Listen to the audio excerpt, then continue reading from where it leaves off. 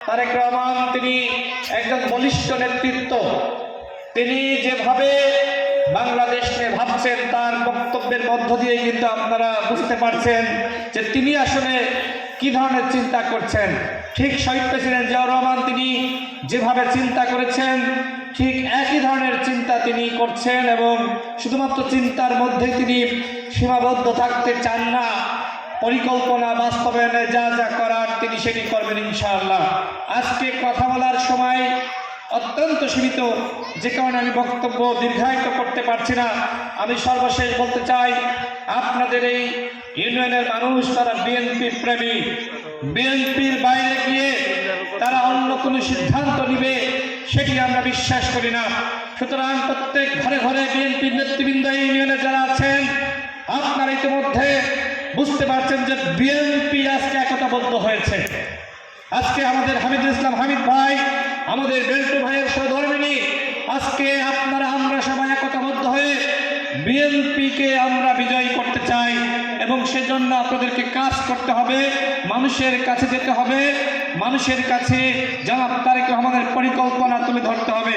আমি দৃঢ় আশা ব্যক্ত করছি বিএনপি বিজয়ী হবে, জনাব তারেক রহমান বিজয়ী হবে।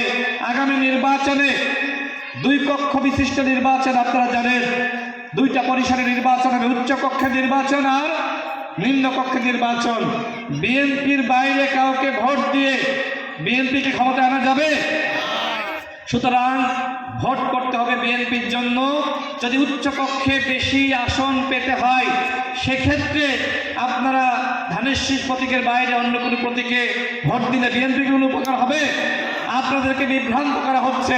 সুতরাং আপনারা বিভ্রান্ত না হয়ে আপনারা বিএনপির ছায়াতলে থেকে ঐক্যবদ্ধ থেকে বিএনপিকে ক্ষমতায় আনার জন্য, তারেক রহমানকে প্রধানমন্ত্রী বানানোর জন্য ঐক্যবদ্ধভাবে কাজ করেন। আপনাদের সবার জন্য দোয়া এবং দেশনেত্রীর জন্য আমি দোয়া চাই আপনাদের কাছে। বিশেষ করে ইউনিয়নের সংগ্রামী সভাপতি আবুল কাশেম, তিনি আমাদের ছেড়ে বিদায় নিয়েছেন, তার জন্য দোয়া চাই। আপনারা সকলে দেশনেত্রী বেগম খালেদা জিয়ার জন্য দোয়া করবেন। একই সাথে আমরা এখান থেকে আমাদের সফর সঙ্গী যারা আছেন, আমরা এখান থেকে বৈকেরগাছি বাজার হয়ে রঘুনাথপুর হয়ে 12 বাজার যাব। আপনারা সবাই আমাদের ফলো করেন।